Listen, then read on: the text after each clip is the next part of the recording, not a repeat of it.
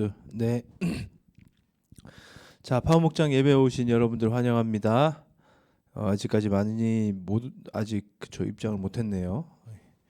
예배 아직 들어오지 못했는데, 예. 우리 오늘 또 실시간 같이 드리는 예배를 통해서 하나님께 나아가는 시간, 마음을 다하는 시간 됐으면 좋겠습니다. 자, 오늘 그러면 같이 기도하면서 예배를 진행하도록 할게요. 여러분들 BGM 좀 오케이. Networking, just giving. 자, 방송 사고입니다. 자, 여러분 카메라를 좀 켜줬으면 좋겠고요.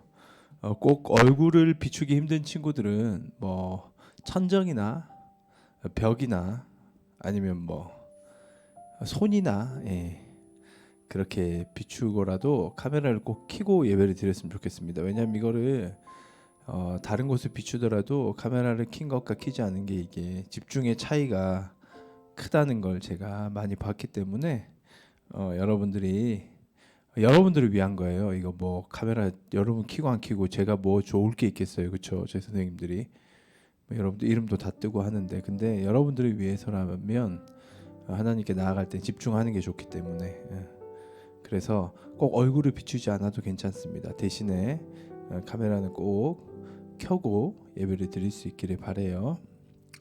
자, 이 시간 같이 기도할게요. 하나님, 주님 앞에 나아갑니다. 우리 예배를 받아주시고요. 무엇보다도 오늘도 우리에게 하나님께서 하시고자 하는 그 마음, 음성, 그리고 주님의 마음, 그것을 알게 하시고 경험하는 시간 될 수 있게 해달라고, 내가 더 하나님을 알아가는 시간, 그 시간이 오늘 예배 시간이 될 수 있게 해달라고, 주님 더욱더 알아가길 원합니다.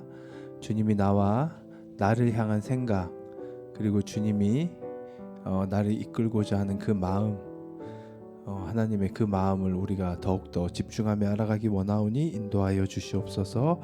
같이 기도함으로 예배하며 나아가겠습니다. 하나님 감사합니다. 오늘도 우리를 불러주심에 감사합니다. 주님, 우리가 여기에 있습니다. 주께서 우리를 부르셔서 각자의 삶의 자리, 각자의 집에서 실시간 온라인을 통하여 하나님 앞에 나아갑니다. 코로나의 상황으로 인하여 지금 이렇게 예배드리지만 그럼에도 이 상황에서도 하나님의 이끄심이 있을 줄 믿습니다. 주님이 우리 각자에게 필요한 은혜를 부어주실 줄 믿습니다. 주님, 이 시간 주님을 더욱더 알아가기 원합니다. 하나님의 그 마음과 생각과 주님이 나를 어떻게 인도하실지, 그 놀라운 생각들을 조금이라도 더 알아가는 시간, 그 알아감을 통하여서 하나님을 더욱더 신뢰하고 주님을 더욱더 붙드는, 참으로 주님과 함께하는 시간 되기 원하오니 인도하여 주시옵소서. 우리 예배를 통하여 하나님 홀로 영광 받아 주시옵소서. 주님 한 분 바라보는 그러한 예배의 시간 될 수 있도록 우리를 붙들어 주시옵소서. 오늘도 우리와 함께 하실 하나님을 찬양하며 예수 그리스도 이름으로 기도드립니다. 아멘.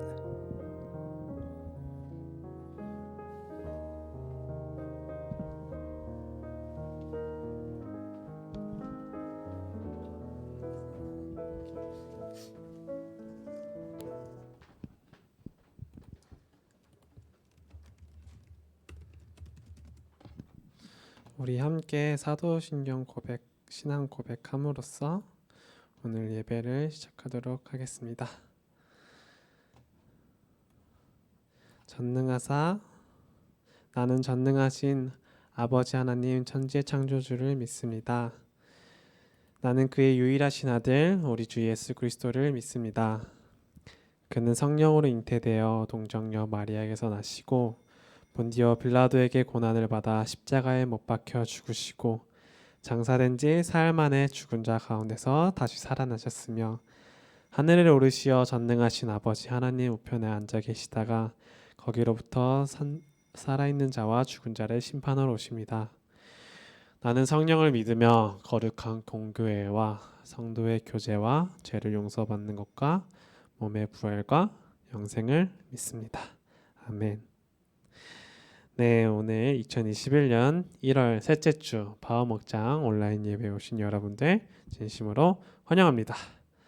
오늘 목사님의 권고처럼 여러분들 카메라를 켜주시고 함께 예배를 드렸으면 좋겠습니다. 카메라 켜서 얼굴 비추는 게 어려운 친구들은 손을 비춰도 되고 이마를 비춰도 되고 벽을 비춰도 되고 천장을 비춰도 되니까는 카메라를 켜서 함께 해주기를 권장하겠습니다. 그리고 모든 목장이 킨 우리 목장은 계속적으로 여러분에게 간식을 제공하오니 여러분들 체크하시고 목장 쌤들 자기 목장 온들 캠 다 켰으면은 한번 카톡으로 채팅으로 알려주시면 감사하겠습니다. 그럼 오늘 첫 번째 찬양 함께 하면서 함께 예배를 드리며 나아가도록 하겠습니다.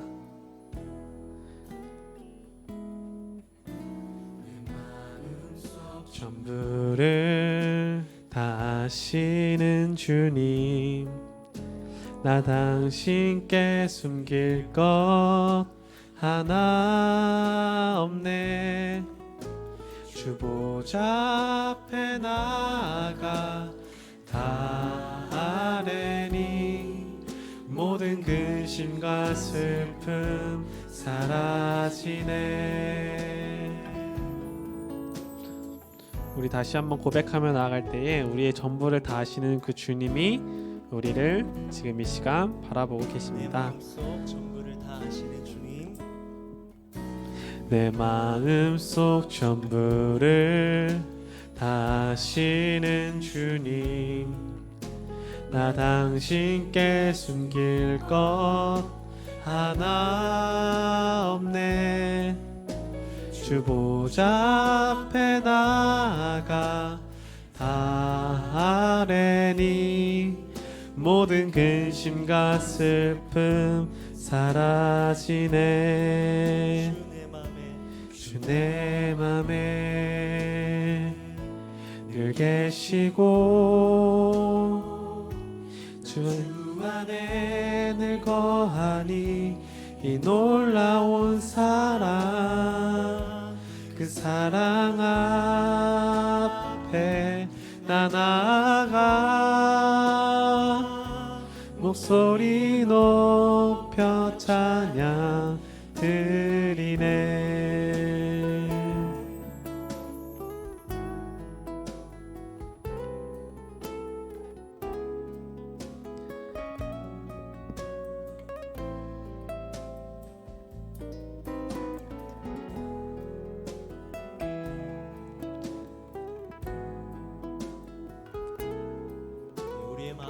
감찰하시는 주님 앞에 우리 2절로 좀 같이 고백하도록 하겠습니다. 내가 어디에 있든지, 내가 어디에 있든 주 함께 하시니 나가 서 있는 이곳 바로 천국. 주 보좌 앞에 나아가 다 하나니 모든 근심과 슬픔 사라지네. 주 내 맘에 늘 계시고 주 안에 늘 거하니 이 놀라운 사랑, 그 사랑 앞에 나 나아가 목소리 높여 찬양 드리네. 우리 마지막으로 찬양하겠습니다. 주 내 맘에 늘 계시고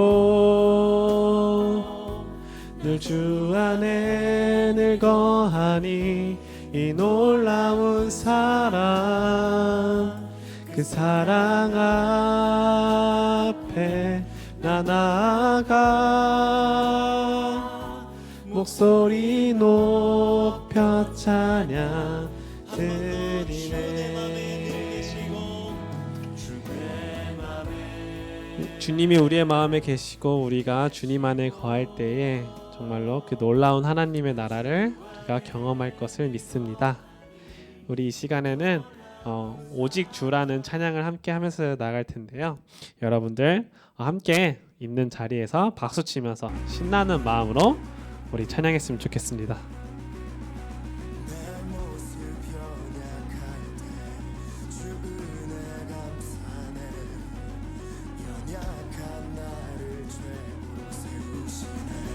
다시 한번 고백할게요.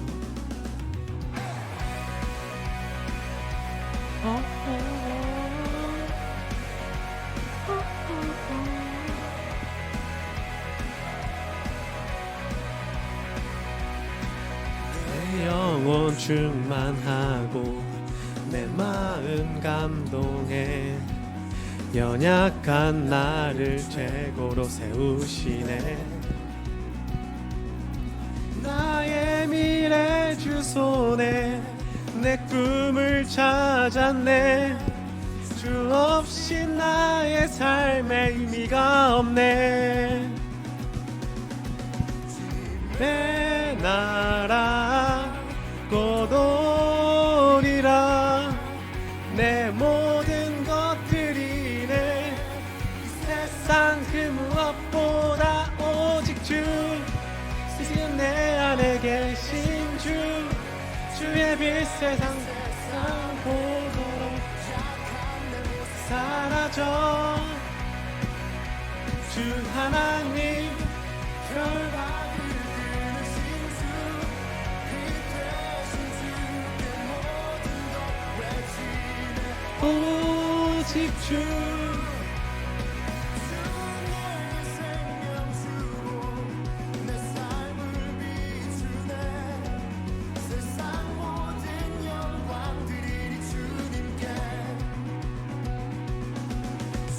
내 나라 곧 오리라.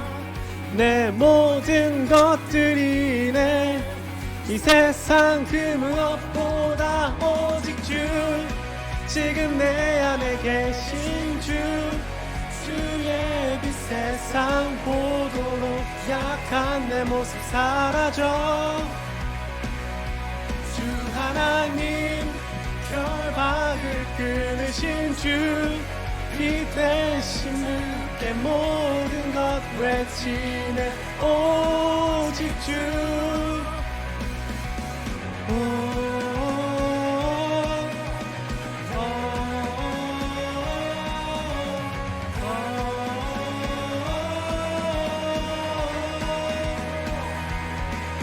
주님의 나라 주님의 나라 주님의 나라 곧 오리라. 내 모든 것들이 내 이 세상 그 무엇보다 오직 주. 지금 내 안에 계신 주. 주의 빛 세상 보도록 약한 내 모습 사라져. 주 하나님 결박을 끊으신 주. 빛 되신 주께 모든 것 외치네. 오직 주.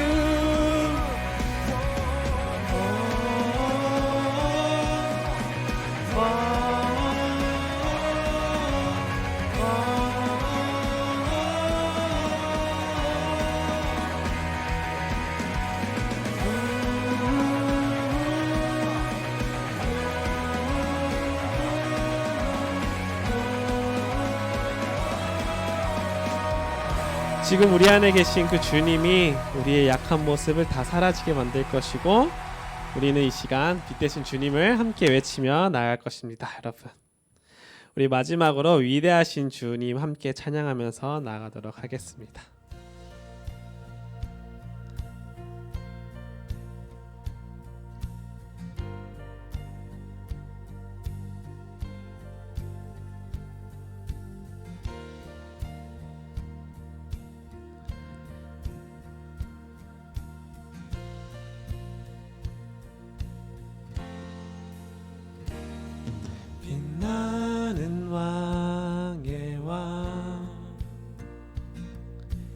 영광의 주님 온 땅 기뻐하라 온 땅 기뻐하라 광채도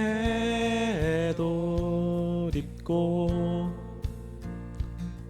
어둠을 물리쳐 저 원수는 떠내 저 원수는 떠내 위대하신 주 찬양해 위대하신 주 모두 알게 되리라 위대하신 주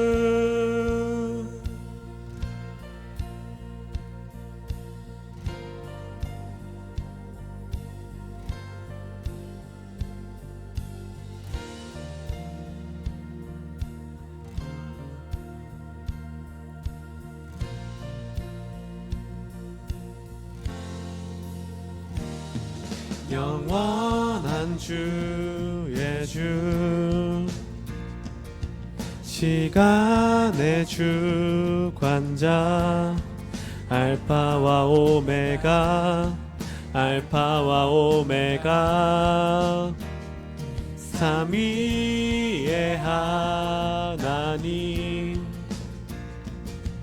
아바 성령 예수 사자와 어린 양 사자와 어린 양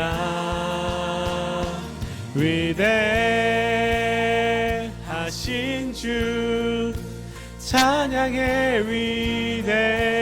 위대하신 주 모두 알게 되리라 위대하신 주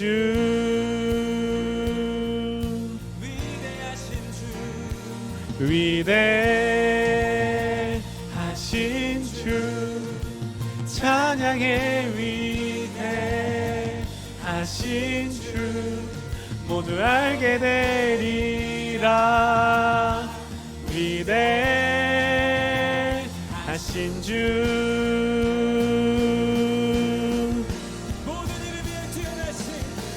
모든 이름 위에 뛰어나신 모든 이름 위에 뛰어나신 이름 다 찬양해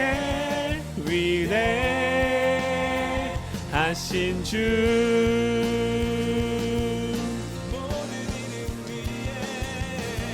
모든 이름 위에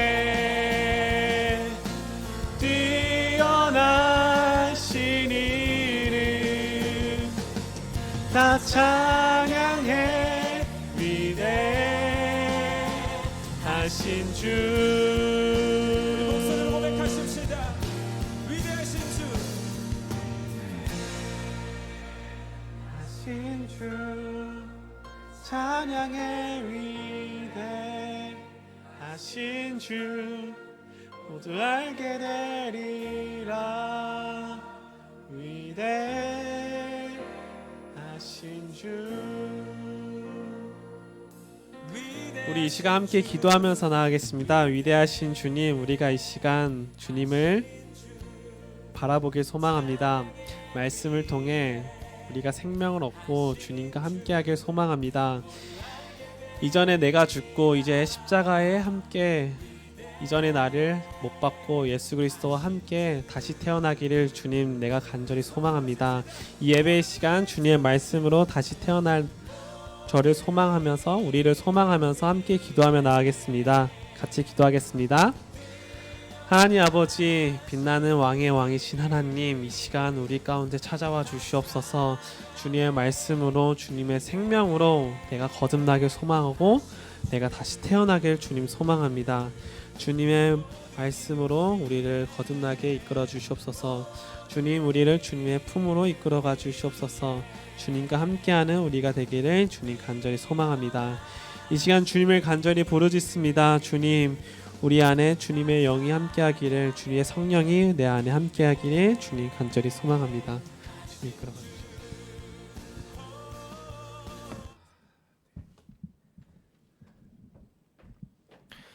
자, 예배를 위해서 제가 오늘 기도하도록 할게요. 하나님 감사합니다. 오늘도 우리를 불러주심에 감사합니다. 이 예배를 통해 주님 만나기 원하며 하나님을 알아가는 시간 되길 원하오니 인도하여 주시옵소서. 각자의 삶의 자리에서 예배를 드리고 있습니다.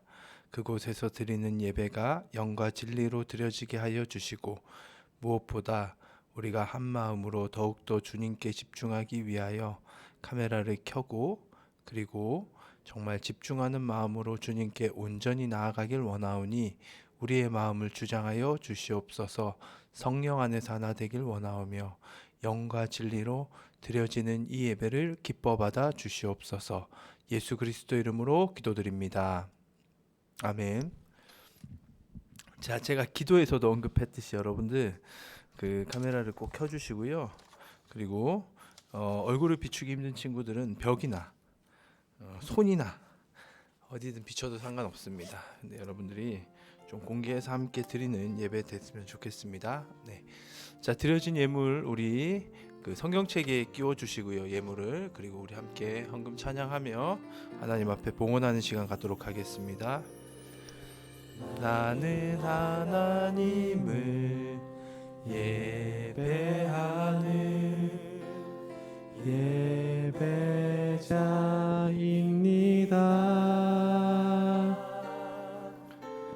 내가 서 있는 곳 어디서나 하나님을 예배합니다. 내 영혼 거룩한 은혜를 향하여 내 마음 완전한 하나님 향하여 이곳에서 바로 이 시간 하나님을 예배합니다. 드려진 예물을 위해 기도하겠습니다. 하나님, 모든 것이 주님의 것임을 고백합니다. 주님이 우리에게 주신 것 중 귀한 것을 구별하여 드립니다. 이 예물 주님 원하는 곳에 사용하여 주시옵소서. 무엇보다 우리의 몸과 마음을 주께 드리오니 인도하여 주시옵소서. 예수 그리스도 이름으로 기도드립니다. 아멘. 자, 오늘 우리 하나님 말씀 보기 전에요. 금주의 말씀 로마서 12장 1절이죠. 이번 주 이제 한번 보여주시겠어요? 네, 로마서 12장 1절.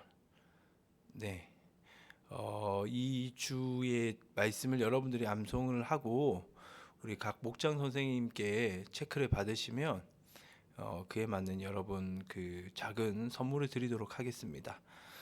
저희 교회가 이제 올해부터 모든 성도들이 매주 한 구절씩 한 구절 혹은 두 구절이 될 수도 있는데 여튼 요 한 내용씩 그 같이 암송을 해요. 말씀을 암송을 해요. 그래서 말씀으로 1년을 살아가고자 하는 마음이니까 오늘부터 시작해서 여러분들이 한 토요일까지 뭐 금요일까지가 좋겠네요. 금요일까지 암송을 해서 우리 각자 목장 선생님한테 체크를 받으시면 그러면 소정의 아주 작지만 그래도 격려가 되는 그런 조그만한 선물을 드리도록 하겠습니다. 그리고 여러분들이 암송 잘하면 아마 상반기 하반기 대회를 해서 큰 시상이 아마 있을 거예요. 이 부서에서 하는 시상이 아니라 교회 전반적으로 하는 시상이기 때문에 아마 제법 상품이 큰데 뭐 여러분 상품 보면서 하는 거 아니잖아요, 그렇죠? 그렇기 때문에 하나님 말씀 살아가겠다라는 그런 마음으로 한번 우리 외워보도록 하겠습니다. 자, 한번 읽어볼게요. 로마서 12장 1절 다 같이 시작. 그러므로 형제들아 내가 하나님의 모든 자비하심으로 너희를 권하노니 너희 몸을 하나님이 기뻐하시는 거룩한 산 제물로 드리라. 이는 너희가 드릴 영적 예배니라. 아멘. 네. 아마 금방 외우실 거예요, 그렇죠? 여러분들 워낙 잘 이렇게 외우기 때문에 그래서 이번 한 주도 이 말씀으로 승리하길 바랍니다. 아멘. 네, 다시 한번 말씀드리는데 카메라는 꼭 켜주시고 예배에 참여할 수 있는 파워 목장 됐으면 좋겠습니다. 그리고 우리 선생님들은 각 목장 선생님들께서 이제 설교 이렇게 말씀 들으면서 아이들 체크해 주셔서 우리 반이 다 켰다 참석한 아이들이 그런 아이들을 얘기해 주시면 기프티콘 이렇게 간식으로 제공하도록 하겠습니다. 자, 오늘 우리에게 주신 하나님의 말씀은 창세기 22장 15절 18절. 예람이 켰네요. 이렇게 순종하는 친구들에게 큰 은혜가 있을 줄 믿어요. 자, 22장 15, 18절. 네, 선생님들은 상황에 맞게끔 해주십시오. 22장 15, 18절. 우리 같이 한번 읽겠습니다. 창세기 22장 15, 18절 시작.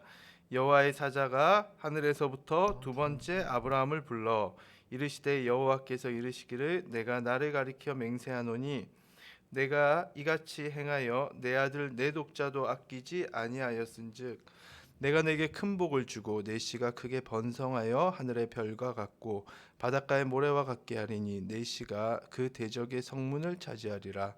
또 내 씨로 말미암아 천하 만민이 복을 받으리니 이는 내가 나의 말을 준행하였음이라 하셨다 하니라.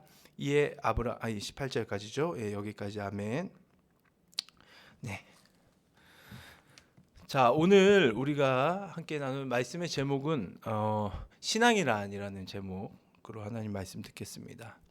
여러분, 신앙이 무엇이라 생각합니까? 신앙, 그렇죠? 하나님을 신앙한다는 것, 그것이 무엇인지 오늘 함께 우리가 고민해보는 시간 가졌으면 좋겠어요. 창세기는 성경의 처음이죠, 그렇죠? 이 창세기, 지난주에도 우리가 창세기 앞부분을 같이 하나님 말씀을 나눴는데 창세기 아주 중요한 성경이죠. 근데 이 창세기에서 한 인물을 대표적으로 말해보라고 하면 대부분의 사람들이 이제 아브라함이라는 사람을 말할 수 있을 겁니다. 이 창세기 아브라함 그리고 이후에 이삭, 야곱이라는 이 사람들을 통하여서 사실 창세기가 말하고 싶은 것은 신앙의 뿌리에 대해서 말하고 있다라는 것이죠. 그러니까 성경이 가장 처음에 등장하는 이 창세기는 신앙의 선조들, 그러니까 믿음의 그 뿌리의 조상들의 이야기, 그러니까 이스라엘이라는 이 민족이 나중에 하나님의 백성이 되는데 이 하나님의 백성이 신앙을 가질 때에 그 신앙의 뿌리가 어디서부터 출발하느냐, 바로 창세기에 등장하는 아브라함, 이삭, 야곱이라는 이 사람들로부터 신앙이 시작되고 그 시작의 가장 첫 뿌리를 이야기하자면 바로 아브라함을 이야기할 수가 있습니다. 그래서 아브라함을 이해한다는 것은 이스라엘 신앙의 뿌리를 이해한다는 것이죠.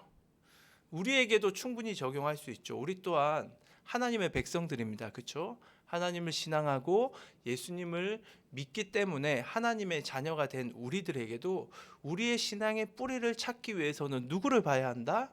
창세기의 아브라함의 이야기에 집중하면 그 뿌리를 알 수 있다라는 겁니다.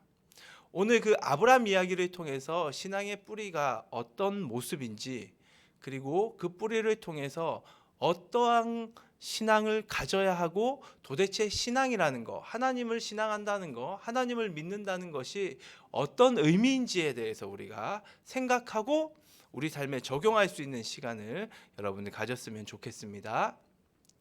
자, 그래서 신앙이란 무엇인가라는 이 질문에 여러분들이 말씀을 듣고 여러분 자신이 내가 신앙이란 이런 겁니다. 그리고 나는 이러한 신앙생활을 결단하겠습니다. 라고 이렇게 고백할 수 있으면 된다라는 거죠. 그러한 목적을 가지고 목표를 가지고 우리가 말씀을 들어보도록 할게요. 이 아브라함이라는 사람을 이제 우리가 조금 볼 텐데요. 아브라함은 사실 처음부터 그 이스라엘 땅, 소위 말하는 이제 가나안 땅에 살았던 사람은 아니고요. 우르라는 곳에, 그 우르는 메소포타미아라는 그 문화가 형성된 그곳에서 아주 발전했던 도시의 이름입니다. 그 발전된 도시 우르에서 살고 있었는데 이 우르라는 곳이, 도시는 굉장히 발전돼서 잘 문화를 이루면서 살았던 그 도시에 많은 유목민들, 이방인들, 외부인들의 침공이 계속 일어나자 결국 우르가 그 발전된 도시의 모습을 더 이상 가지지 못하고 무너질 수밖에 없는 그러한 상황을 맞게 되었습니다. 그렇죠. 아무리 발전이 돼도, 아무리 발달이 돼도 외부로부터 침공이 계속 와서 괴롭힘을 당하면 어쩔 수가 없겠죠.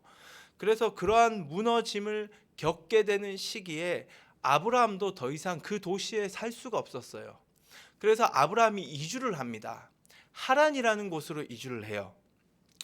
하란이란 그곳은 당시에 신흥 국가로 막 떠오르는 소위 우리식으로 얘기하면 신도시였습니다. 신도시. 그래서 구도시였지만 아주 잘 자리 잡고 모든 것들이 발달이 되었던 문화도시가 더 이상 살아갈 수 없게 되자 신도시로 이제 이주를 했다라는 것이죠. 그래서 신도시에서 정착을 하고 잘 터를 마련해요. 터를 잡고 가정도 이루고 하면서 부를 어느 정도 이루면서 이제 그 터에서, 그 장소에서 자기 가족들은 충분히 먹고 살 수 있는 그러한 환경을 만들어냅니다. 그렇게 살고 있었을 때 하나님이 하란 신도시에 살았던 아브라함을 부르십니다. 이 부르심이 처음 이제 하나님이 아브라함을 불렀던 그곳이 바로 하란이었어요. 그래서 내가 널 부르겠다. 내 부르심에 응답해라. 그리고 네가 지금 그 땅에 있지 말고 하란이란 곳에 살지 말고 다 정리하고 내가 명령한 저 땅, 약속의 땅, 가나안 땅, 이스라엘 땅으로 들어가라. 그러면 내가 너를 통해 많은 자손을 보게 할 것이고 그 땅을 주어서 너의 자손과 너를 통하여서 모든 세상을 축복하는 축복의 통로로서 내가 너를 사용할 것이다. 그러니 내 부르심에 응답해라 라고 하나님이 아브라함을 부르셔요. 그때 아브라함이 그 부르심에 응답을 합니다. 그래서 기존에 잘 닦아 놓았던 하란에 자신의 집과 모든 터를 다 버리고 가나안 땅으로 가게 됩니다. 지금이야 뭐 이사하는 게 아무것도 아니잖아요. 그렇죠? 이 집 갔다 저 집 갔다 하기도 하는데 이 성경 시대, 아브라함 시대에 터를 버리고 갔다라는 것은 모든 것들을 다 버리고 다른 곳으로 옮겨갔다라는 의미가 됩니다. 그만큼 아주 큰 위험 리스크라는 것, 그러니까 엄청 큰 그러한 위험 요소들을 다 감안하고 그것들을 다 껴안고 다른 땅으로 갔다라는 것이죠. 자, 이 모습을 우리가 지도를 통해 한번 확인을 해볼게요. 오늘 지도를 한번 볼게요. 자, 지도 한번 보여주시겠어요? 네, 이거 한번 지금 보이시죠? 시작이 어디죠? 우르라는 곳에서 시작되죠. 그렇죠? 오른쪽 아래에 있는 우르라는 곳. 지금 잘 공유되고 있는 거죠? 네. 잘 보이세요, 여러분들? 네. 이 우르라는 곳에서 이제 아브라함이 출발을 해요. 그래서 신도시 저기 위쪽에 보이는 하란 보이십니까? 그쪽에 가서 이제 아브라함이 신도시에 가서 이제 정착을 하고 그곳에서 터를 잘 마련하게 됩니다. 그런데 이곳에서 하나님이 부르셨다는 거죠. 어디서? 하란이라는 곳에서. 저 위쪽에 있는 하란, 네, 그곳에서 하나님이 부르세요. 그래서 아브라함이 이제 그 부르심에 응답해서 가나안 땅으로 들어옵니다. 가나안 땅으로 들어왔다는 건 세겜이라고 보이시죠, 여러분? 왼쪽 중간쯤에 세겜이라는 곳으로 이제 들어오는 거죠. 이게 바로 약속의 땅 이스라엘 땅에 들어와서 움직였던 아브라함의 모습입니다. 이렇게 아브라함이 이동을 하면서 하나님의 부르심에 응답을 했어요. 아브라함은 기대감을 가지고 있었겠죠. 야, 하나님께서 자손을 많게 할 것이다. 뿐만 아니라 이 땅을 나에게 주실 것이다. 내가 이곳에 정착을 해서 이제 새로운 삶의 터전에서 많은 자손을 낳고 그래서 나를 통하여서 하나님의 복이 자손뿐만 아니라 세상 모든 사람들에게 전해지는 축복의 통로로서 내가 사용될 것이다라는 그러한 기대감을 가지고 있었어요. 그런데 그러한 기대감과 달리 약속의 땅 보시는 세겜이라는 곳에 들어왔음에도 불구하고 세겜에서 이제 하나님이 부르신 이 땅에 내가 왔다 해서 정착을 하려고 그 땅에서 살아가려고 터를 잡았는데 이미 그 땅에는 많은 사람들이 살고 있었습니다. 이미 가나안 약속의 땅에는 사람들이 이미 자리를 다 잡고 있었어요. 그러다 보니 외부에서 들어왔던 거류민 아브라함이 세겜이라는 곳에 왔지만 거기에 터전을 잡으려고 해도 잡을 수가 없었어요. 사람들이 이미 살고 있었기 때문에 비집고 들어가려고 해도 틈이 없었습니다. 아브라함의 마음이 어땠을까? 그렇죠? 분명히 하나님이 주시겠다고 했어요. 땅에서 정착을 하고 자리를 잡아야 자손을 낳고 풍성하게 살아가죠. 축복을 누리죠. 축복을 누려야 축복의 통로가 되죠. 그런데 땅에서 정착을 하려고 해도 정착을 할 수가 없는 겁니다. 그래서 여기는 아닌가 보다 하고 아브라함이 세겜에서 베델로 옮겨가요. 그 아래로, 세겜 아래로 보이는 베델. 그런데 베델 가서도 정착을 하려고 자리를 잡으려고 했지만 거기서도 이미 사람들이 살고 있어서 그 틈에 들어가질 못합니다. 집도 없고 터전도 없고 땅도 없고 가족들은 배고프다고 난리고, 그런데 그런 상황에서 때마침이 아니죠. 더 좋지 않은 상황이 와요. 가뭄이 그 가나안 땅 전체에, 그 아브라함이 들어온 그 땅 전체에 가뭄이 그 자연재해로 생기게 됩니다. 안 그래도 땅도 없고 비축한 것도 없는데 자연재해, 가뭄까지 생기자 이제 더 이상 먹고 살 길이 없는 거예요. 그래서 아브라함은 안 되겠다. 소문을 들으니 저 이집트 땅에 가니까 먹고 살 것이 많다라고 하더라. 안 되겠다. 내가 가족들 이끌고 우리 가족 살아야 되니까 하나님이 약속의 땅을 준다고 했는데 보니까 줄 땅도 없고 내가 저기 가서 먹고는 살아야겠다 싶어서 이집트로 가게 됩니다. 그래서 왼쪽 하단이 이동되는 지도 그림 있죠. 이게 이집트로 가는 아브라함의 모습이에요. 이집트로 가게 됐다라는 거죠. 그래서 이집트에 가서도 이제 어떻게든 먹고 살아야 되니까 자기 아내를 누이라고 이제 거짓말을 해요. 그래서 누이가 그 이집트의 어떤 권력자 눈에 들어가서 그 권력자의 소유가 되면 자기도 또한 누이에 딸린 식솔들도 자연스럽게 그 권력자 그 보호 아래서 살아갈 수 있다라는 얄팍한 생각을 가지고 이제 누이라고 말하면서 그렇게 먹고 살 길을 찾았습니다. 그런데 다들 아는 이야기지만 그렇죠? 그렇게 누이로 속였지만 여차저차 하나님께서 막아주시고 은혜를 주셔서 결국 애굽에서 아내를 빼앗기지 않고 아내와 함께 또한 애굽으로부터 받은 그러한 양식과 그러한 것들을 소유한 채로 다시금 그 아브라함이 그러한 과정을 통해 하나님이 나와 함께 하시는 게 맞구나. 저 약속의 땅으로 내가 가야 하겠구나. 이 이집트 땅은 하나님이 원하는 땅이 아니구나라는 생각을 가지고 다시금 약속의 땅, 그 이스라엘 땅으로 들어가게 됩니다. 그래서 보시면 화살표가 이집트에서 다시금 돌아가고 있죠. 아브라함이 이런 상황을 거쳤던 거예요. 그래서 이집트에서 하나님이 자신에게 은혜를 베푸셨고 자기는 아내를 누이라고 했지만 하나님이 지켜주신 그 은혜를 경험했던 거죠, 아브라함이. 그러면서 아브라함은 알았습니다. 하나님이 정말 나와 함께 하시구나. 그래서 다시금 이스라엘 땅으로 들어가서 저 땅 하나님이 주시고 저곳에서 하나님이 나를 축복하겠지, 자손을 번창하게 하겠지 하고 들어와서 베델로 갔지만 베델로 감에도 불구하고 그곳에서도 또 땅을 얻지 못했어요. 아브라함 또 어떻겠어요? 하나님 신뢰했는데 어떻게 이럴 수가 있냐 하면서 또 실망했겠죠. 그렇죠? 하지만 그때 또 하나님이 아브라함의 마음을 만지시고 아브라함에게 아니다, 내가 너에게 약속을 반드시 이룰 것이다 이러면서 하나님과 계속적으로 그런 교제 가운데 아브라함이 드디어 그랄 땅이라는 곳으로 가게 되고 그곳에서 아브라함이 드디어 땅을 얻게 됩니다. 땅을 소유하게 돼요. 땅 한 평 없던 그가 땅이라는 것을 얻게 돼요. 하나님의 약속이 이루어짐을 경험하게 된 거죠. 그 장면을 우리가 말씀을 통해 한번 보도록 하겠습니다. 자, 말씀 창세기 21장을 한번 보세요. 21장 22절. 네. 자, 같이 한번 오늘 성경 있죠? 나왔죠? 같이 한번 읽어보겠습니다. 21장 22절 시작.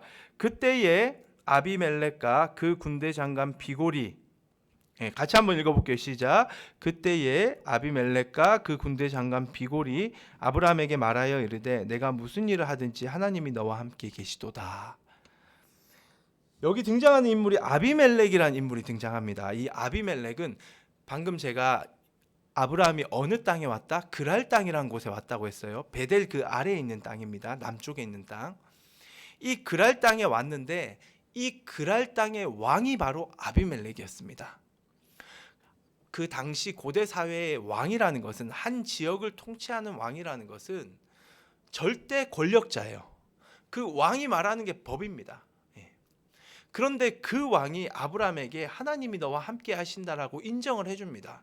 이러한 인정을 했던 이유가 뭐냐면, 그랄 땅에 왔을 때 아브라함이 또다시 하나님을 신뢰하지 않고 먹고 살 방법을 찾기 위해 자기 아내를 누이라고 또 거짓말을 해요. 두 번째, 아내를 누이라고 거짓말했던 아브라함의 모습 참 부족하죠, 그렇죠? 왜냐하면 누이라고 해서 그 땅에 그 아비멜렉의 눈에 들면 자기도 먹고 살 수 있기 때문에, 가족들을 살리기 때문에, 물론 가족들을 명분으로 했지만 사실 굉장히 비겁한 행동입니다. 하나님을 온전히 신뢰하지 못한 모습이죠. 그 현석 그 좀 꺼주세요. 예, 감사해요. 잘못해서 켜진 것 같은데, 그래서 자기 아내를 누이라고 얘기를 하면서 그렇게 살려고 했지만 하나님이 그날 밤 꿈에 아비멜렉에 나타납니다. 그래서 너 아브라함의 아내 사라 취하면 안 된다. 왜냐하면 사라 누이가 아니다. 아브라함의 아내다. 어디 감히 네가 그 여자를 취하려고 하느냐 라면서 막 혼을 냅니다. 책망을 하십니다. 그러면서 너 만약에 내 말 안 듣지? 그러면 내가 너 심판할 거야. 아브라함이 널 위해서 기도하지 않으면, 너를 축복하지 않으면 너는 저주받을 거고 너의 자녀들의 태의 문이 닫혀버릴 거야. 그러니까 더 이상 너는 자손 못 낳는다라는 거죠. 자손을 넌 볼 수 없다라는 거죠. 이제 그러한 무시무시한 저주를 하나님이 하십니다. 꿈에서 깼어요, 아비멜렉이. 너무 생생해요. 현실 같아요. 그런데 그래도 꿈이겠지 했는데 진짜 자기 아내와 자기 여종으로부터 이제 출산을 해야 되는데, 자기 자녀를 낳아야 되는데 자녀가 태어나질 않는 거예요. 태의 문이 닫혀버린 거죠. 깨닫습니다. 아, 하나님이란 그 신, 하나님이 진짜구나. 진짜 저 아브라함이 나를 축복해야지만이 태의 문이 열리구나. 그래서 아브라함한테 가가지고 무릎 꿇고 싹싹 빕니다. 내가 잘못했다고. 근데 나 몰랐다고. 네가 나한테 누이라고 하지 않았냐고. 그러면서 그 다 핑계죠, 그렇죠? 싹싹 빌면서 이제 나를 축복하라고 하나님이 말씀하셨다고. 네가 나를 축복해야지만이 태의 문이 열린대요. 이 고대 사회, 지금이야 뭐 자녀를 낳아도 안 낳아도, 그렇죠? 지난주에도 얘기했지만 사망률이 지금 더 출산율보다 높아지는 이런 시기지만, 시대를 살고 있지만, 성경 시대에서는 자녀를 낳는다는 건 최고의 축복이에요. 자녀가 없으면 더 이상 생이, 내가 자녀를 통해 계속해서 생이 이어간다라고 생각했던 그 축복의 개념을 가지고 있었기 때문에 그들에게서 자녀가 끝난다는 것은 완전히 끝나는 겁니다. 저주 중에 저주예요. 그렇기 때문에 비는 거죠. 그러면서 은을 1000개를 주면서 이거 줄 테니까 제발 이제 네 노여움을 거둬라 라고 말했던 자가 아비멜렉이에요. 그 아비멜렉이 오늘 우리가 읽은 22절에 하나님이 너와 함께 하신대요. 무슨 말이죠? 자기가 겪었던 거죠. 그렇죠? 아브라함의 아내를 취하려고 하니까 하나님이 얼마나 무시무시하게 그걸 막아서 태의 문까지 닫아버리면서까지 하나님이 막아서시는지, 하나님의 그 아브라함의 하나님, 그 하나님을 통해 아브라함이 나를 축복해야지만이 태의 문이 열리는 하나님의 함께하심을 이제 아비멜렉이 보았기 때문에 아브라함에게 얘기합니다.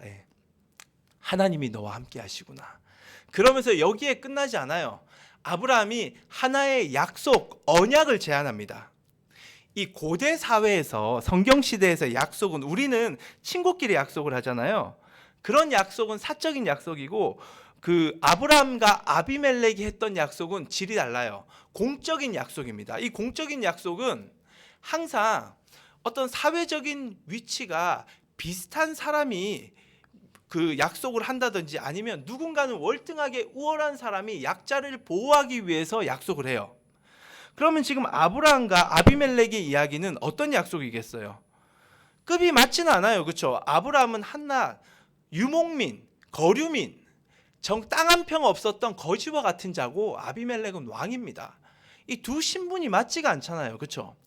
그런데 맞지도 않는데 언약을 지금 제한을 하고 있는 거야. 그렇다면 아비멜렉이 월등히 높은 곳에서 거지 내가 널 보호해 줄게, 아브라함 내가 널 살려줄게, 이렇게 해서 언약을 맺은 줄 알지만 아닙니다. 반대예요. 아브라함이 훨씬 급이 높아요. 지금 아비멜렉은 훨씬 급이 낮습니다. 왜? 아브라함이 축복을 해야지만이 아비멜렉의 태의 문이 열리고 자신이 더 계속적인 삶을 영위할 수가 있기 때문이에요. 쉽게 얘기해서 아브라함아, 약속 하나만 하자. 너 나 절대로 저주하면 안 된다. 저주하면 안 되는 것뿐만 아니라 넌 나를 축복해야 돼. 제발 축복해줘. 네가 나보다 훨씬 더 나아. 하나님이 너와 함께 하시잖아. 네가 날 축복하기만 하면 돼. 대신 네가 날 축복해주는 그것을 네가 약속하면 그 의미로 내가 너에게 땅을 주겠다라는 거야. 이 우물, 그 당시에 이제 그쵸, 고대 사회에서 우물은 정말 중요하잖아요. 그쵸? 물이 어디서 나겠어요? 우물이 없으면 살아갈 수가 없어요. 살 수 있는 우물을 줄게. 그리고 우물 근처에 있는 그 땅을 내가 너에게 줄게. 그러니까 이거 받고 네가 나에게 약속했다라는 징표로 삼아야 된다. 이거 받는 순간 약속한 거야 라고 제안을 한 거죠. 아브라함은 아무것도 주지도 않아요.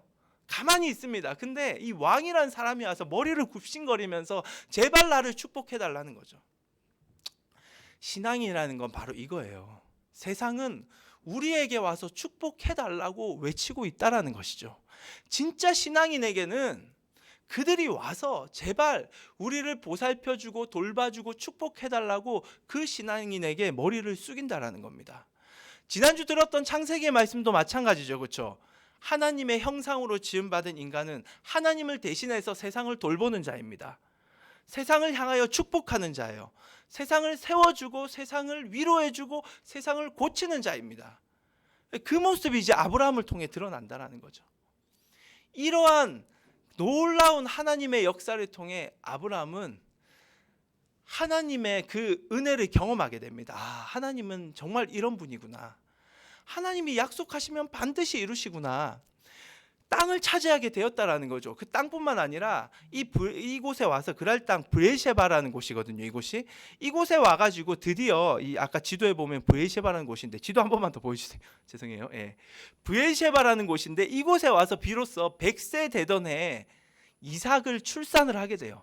자녀도 얻게 되죠. 땅도 소유하게 되죠. 하나님의 약속은 이루어지구나라는 것을 이 사건을 통해, 아비멜렉과의 사건을 통해 그랄 왕 아비멜렉과 언약을 맺는 사건, 그래서 브에르셰바라는 이 우물과 땅을 얻는 사건을 통해 아브라함은 하나님의 그 놀라운 축복, 하나님은 반드시 약속을 이루시는 분이라는 하나님의 은혜를 체험하게 됩니다. 이게 바로 아브라함에게서 그 아브라함의 신앙의 모습이었어요. 신앙의 모습.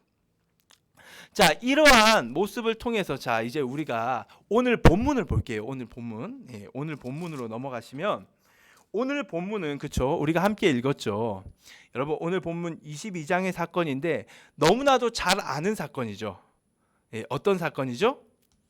하나님께서 아브라함에게 너의 100세 때 얻은 아들, 단 하나뿐인 아들을 나에게 바치라고 명령하셨던 이삭을 바치는 장면입니다. 아브라함이 이삭을 바치는 거 여러분 다 아시잖아요. 자, 그러면 어떻게 아브라함은 이삭을 하나님께 바칠 수 있었을까? 지금까지 제 얘기를 듣지 않고 이 질문을 듣는다면, 하나님은 어떻게 그럴 수 있어? 하나님이라는 분이 어떻게 100세 때 얻은 아들 이삭, 아브라함에게는 자신보다 더 소중한 이삭을 바치라고 말할 수가 있어? 그리고 아브라함이 어떻게 그 명령에 순종할 수가 있겠어? 가장 소중한 걸 어떻게 하나님 앞에 바치겠어요? 라고 대답할지도 모릅니다. 그리고 그런 하나님은 이해되지 않는 하나님이에요 라고 말할 수도 있어요. 그런데 여러분, 지금까지의 아브라함의 이야기를 저를 통해 들으셨죠? 그렇게 들은 그 이야기를 가지고 이 사건을 한번 보십시오. 아브라함은 이삭을 하나님께 바칠 수 있을까요? 없을까요? 지금까지의 이야기를 듣고 이 사건을 보면 이제 이해가 돼요. 너무 힘들 거라는 걸 알고 있고, 정말로 너무나도 가슴 아플 거는 알지만 그래도 아브라함은 이삭을 바칠 수도 있겠네요 라고 대답할 수 있다라는 거죠. 그렇죠. 왜냐하면 아브라함의 삶을 통하여서 그가 하나님과 함께 울고 웃으며 함께 살아가는 그 삶을 통해 하나님이 어떤 분인지 알아갔고 자신의 삶 속에서 하나님과 함께 교제함을 통해 함께 살아감을 통해 그 위기의 순간 하나님이 구해주시고 때론 아브라함의 그 부족한 모습으로 인해서 하나님을 불신하고 하나님을 멀리했지만 또다시 하나님이 붙드시고 이러한 은혜를 겪었던 과정들, 더 나아가서 아비멜렉 사건을 통하여서 아브라함은 아무것도 한 게 없는데 하나님이 약속했던 땅에 대한 약속과 자손에 대한 축복을 이루시는 이것을 경험했던 아브라함이라면 이삭을 바치라는 이 명령에 힘들지만 순종할 수 있겠구나라고 우리가 대답할 수 있다는 겁니다. 정말로 그러한 생각처럼 아브라함은 이삭을 바칩니다. 칼을 들고 찌르려는 순간 하나님이 막으시죠. 그리고 나서 하나님이 오늘 우리가 읽은 말씀을 선포하고 있습니다. 자, 이 말씀 한 번 더 읽어볼게요. 자, 15절부터 18절까지죠. 다시 한번 읽겠습니다. 시작. 여호와의 사자가 하늘에서부터 두 번째 아브라함을 불러 이르시되 여호와께서 이르시기를 내가 나를 가리켜 맹세하노니 내가 이같이 행하여 내 아들 내 독자도 아끼지 아니하였은즉 내가 내게 큰 복을 주고 내 씨가 크게 번성하여 하늘의 별과 같고 바닷가의 모래와 같게 하리니 내 씨가 그 대적의 성문을 차지하리라. 또 내 씨로 말미암아 천하 만민이 복을 받으리니 이는 내가 나의 말을 준행하였음이니라 하셨다 하니라. 여러분, 아브라함이 보였던 이 순종은 결코 하루아침에 일어난 순종이 아닙니다. 하나님과 함께 울고 웃으며 살아갔던 아브라함의 삶을 통해 그 결론이 바로 하나님 앞에 온전히 드려지는 순종의 열매를 보여줄 수가 있었다라는 것이죠. 이 순종을 통해 이제 하나님의 약속은 이루어집니다. 바로 하나님께서 아브라함에게 약속하셨듯이 내 자손을 통해 이제는 세상 모든 사람들이 축복을 받게 될 것이다. 쉽게 얘기해 너는 축복의 통로가 될 것이다 라고 선포를 하고 있는 것이죠. 드디어 하나님의 약속이 온전히 이루어지는 장면을 보게 되는 것입니다. 오늘 이 이야기를 통해 성경이 말하고자 하는 것은 아브라함의 이 모습을 통해 이것이 바로 신앙이라고 선포를 하고 있는 거예요. 신앙은 바로 이런 거예요. 누군가에게 하나님 믿느냐 신앙하느냐 물었을 때 어떤 친구는 자기는 하나님을 믿는데요. 근데 하나님을 어떻게 믿냐? 믿는다는 게 도대체 뭐냐라는 거죠.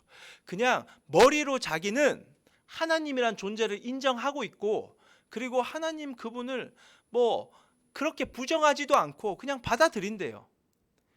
이거는 신앙이 아닙니다, 여러분들. 정확하게 얘기하면 신앙은 지적인 동의 그리고 말로 하는 고백이 여기서 끝나는 게 신앙이 아니에요. 물론 그것도 포함돼요. 진짜 신앙은 머리로 하는 생각과 입으로 하는 고백뿐만 아니라 진짜 신앙은 하나님과 함께 살아가는 것이 신앙입니다. 성경이 이걸 말하고 싶은 거예요. 너희들 신앙이 뭔 줄 아느냐? 그 사실은 이 성경은 첫 번째 대상은 이스라엘 민족을 향해서 말하는 거거든요.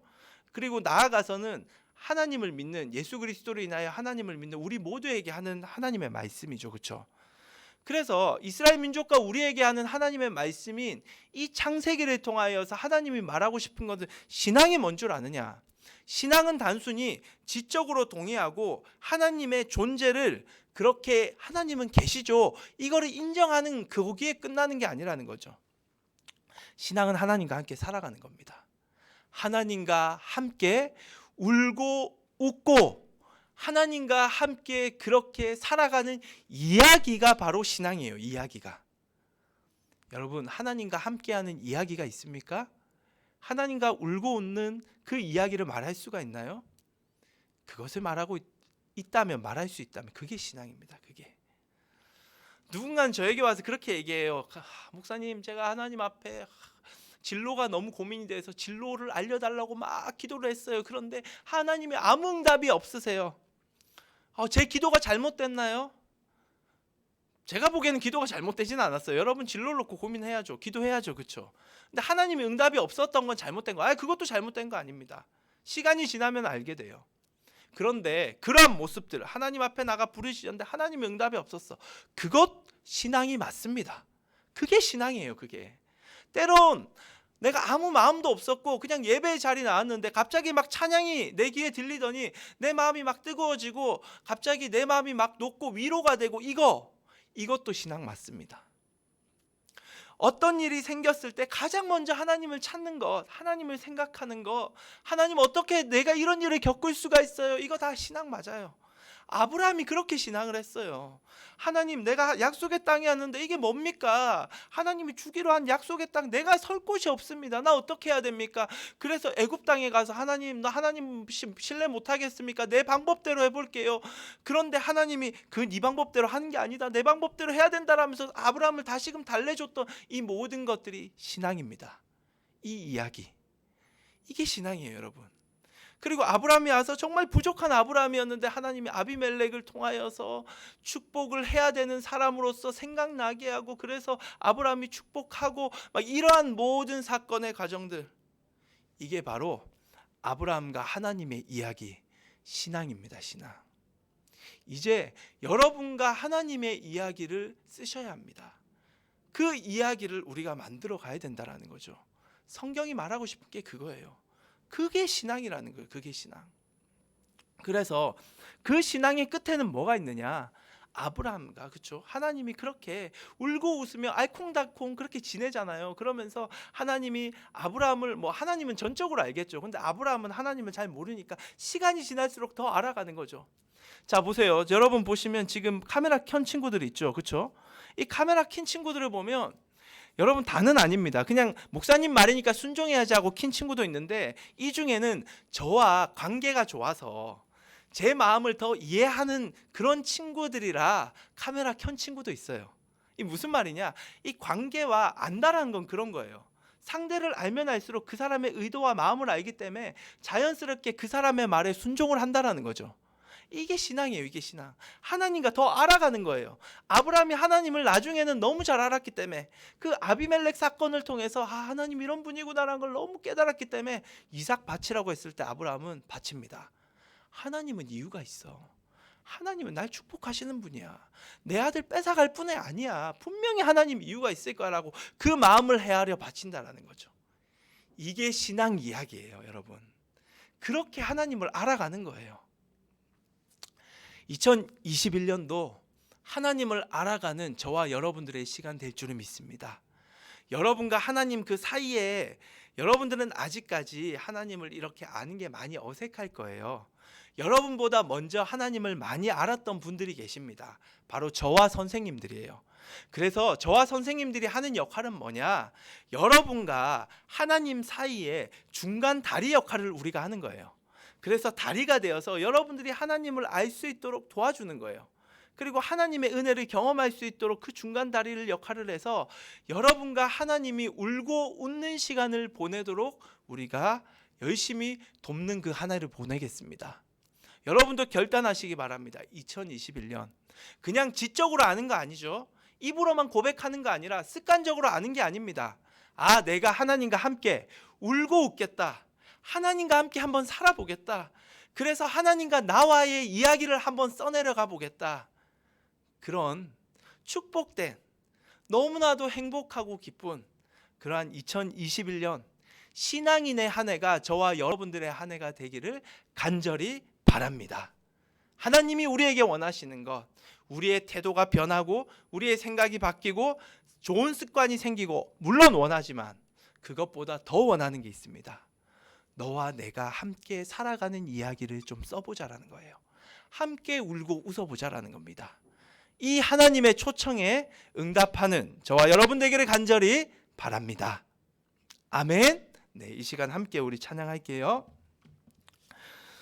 오늘 할 찬양은 우리 아까 했던 내 마음속 전부를이라는 찬양인데 우리 모든 것을 아시는 하나님을 우리가 생각하며 찬양하겠습니다.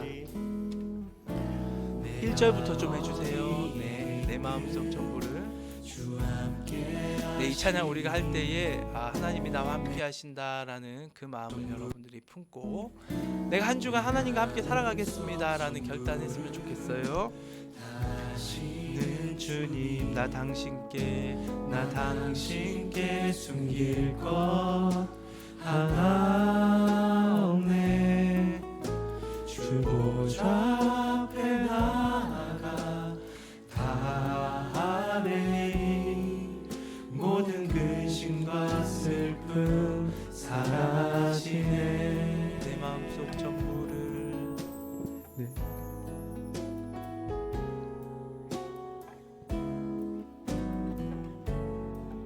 내 마음속 우리 모든 걸 아시는 주님이십니다. 내 마음속 전부를 다 아시는 주님, 나 당신께 숨길 것 하나 없네.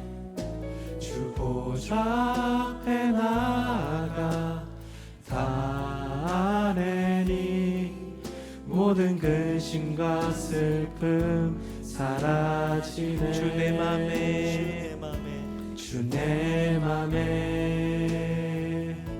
늘 계시고 나 주 안에 늘 거하니 이 놀라운 사랑, 그 사랑 앞에 나 나아가 목소리 높여 찬양 드리네.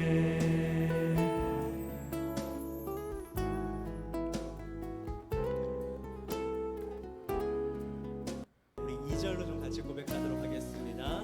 내가 어디에 있든지 내가 어디에 있든 주 함께 하시니 내가 서 있는 이곳 바로 천국.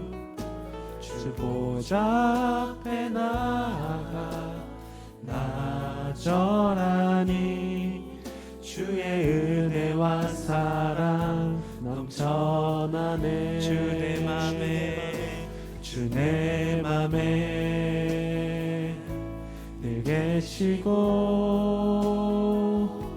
나 주 안에 늘 거하니 이 놀라운 사랑, 그 사랑 앞에 나 나아가 목소리 높여 찬양 드리네. 주 내 내 맘에 늘 맘에 계시고 주 내 맘에 늘 계시고 나 주 안에 늘 거하니 이 놀라운 사랑, 그 사랑 앞에 나 나아가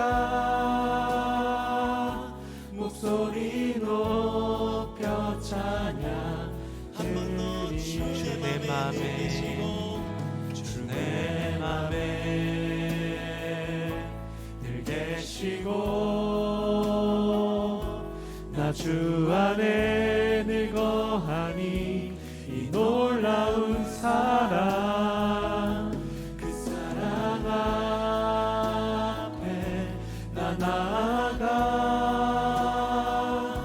목소리 높여 찬양. 한 번 더 고백하겠습니다. 주 내 맘에 늘 계시고 이 시간 함께 기도했으면 좋겠습니다. 제 삶을 돌아보니 아브라함보다 참 못한 삶인 것 같아요. 하나님을 얼마나 많이 떠났는지.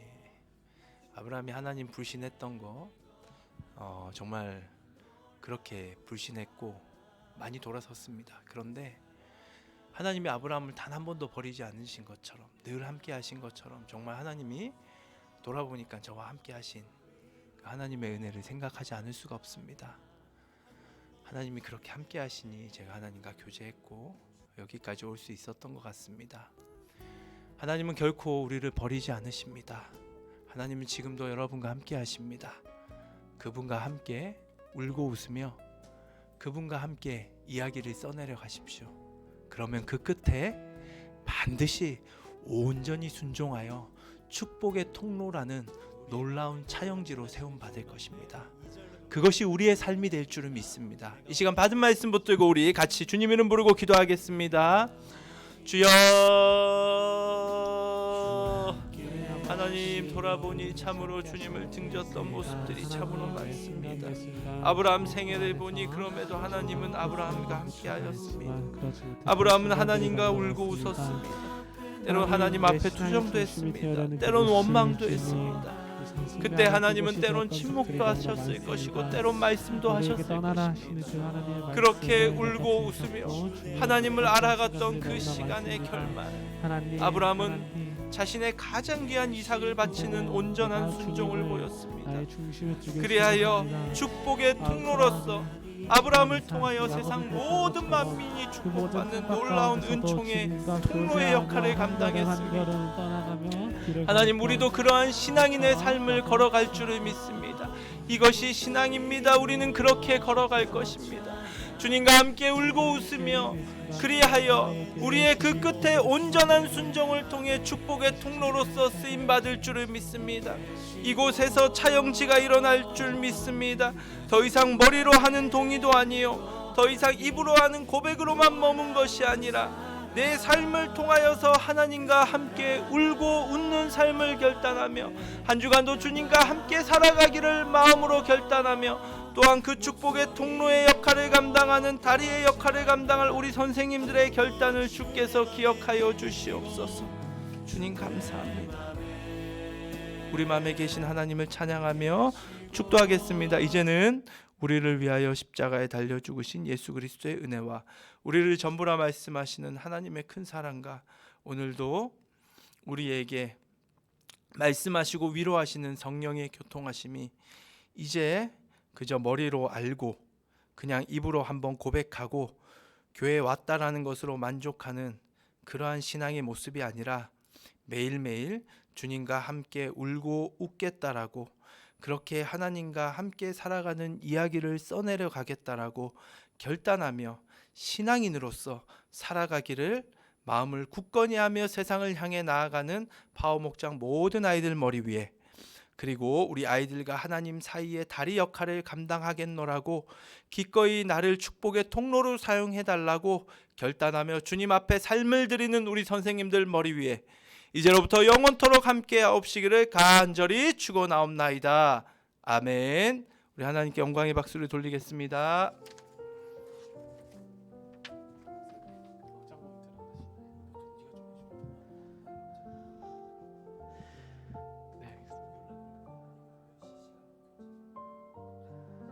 네, 여러분들 오늘 또 이렇게 함께 같이 예배드리느라 모두 고생 많으셨습니다. 오늘 우리가 하나님과 더 함께 하나 되는 시간 되기를 간절히 소망합니다. 여러분 간단하게 광고하고 그 다음에 오늘도 목장에서 간단하게 모임하고 5분 정도 모임하고 그리고 마무리를 하도록 하겠습니다. 지난주에 박예준 학생의 생일이 있었는데 제가 깜빡했었네요. 우리 박예준 생일 축하, 고2 박예준 생일 축하해요. 그리고 돌아온 주에는 생일자가 없으니까 다다음 주에 다시 광고를 하도록 하겠습니다. 그럼 여러분 우리 목장 모임 하면서 목장 모임 하러 갑시다. 목장 모임 열어주세요.